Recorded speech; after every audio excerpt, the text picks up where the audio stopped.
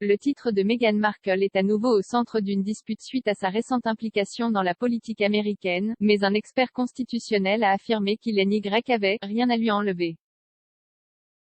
S'appuyant sur son statut de mère de 2 enfants, Meghan a rédigé un article de campagne appelant à garantir que des millions de familles américaines puissent accéder à des congés payés garantis.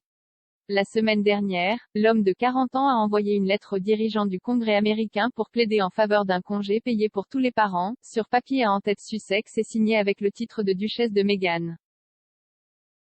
La lettre a entraîné des demandes de beaucoup, dont le membre du Congrès républicain Jason Smith, pour que Meghan soit déchue de son titre pour s'être impliquée dans la politique américaine, car on s'attend traditionnellement à ce que les membres de la famille royale soient politiquement neutres. Cependant, l'ancienne actrice américaine a obtenu son titre de duchesse grâce à son mariage en 2018 avec le prince Harry, 37 ans, et il devrait également perdre son statut pour que le couple soit tous les deux déchus de la pairie, sauf en cas de divorce ou de acte du Parlement. L'expert constitutionnel Ian McMartin a précédemment déclaré à Express.co.uk, par convention, les membres de la famille royale sont censés être politiquement neutres, respectant ainsi leur position constitutionnelle.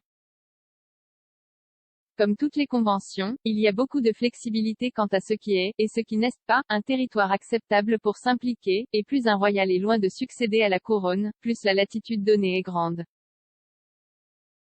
Il a ajouté, c'est devenu une mode ces derniers temps que toute personne qui outrepasse une marque subjective, et qui détient un titre, devrait en être dépouillée. Plus facile à dire quoi faire.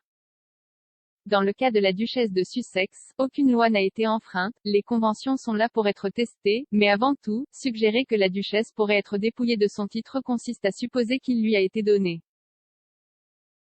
Ce n'est pas le cas. La duchesse tient ses styles et titres par courtoisie, dérivés de son mari.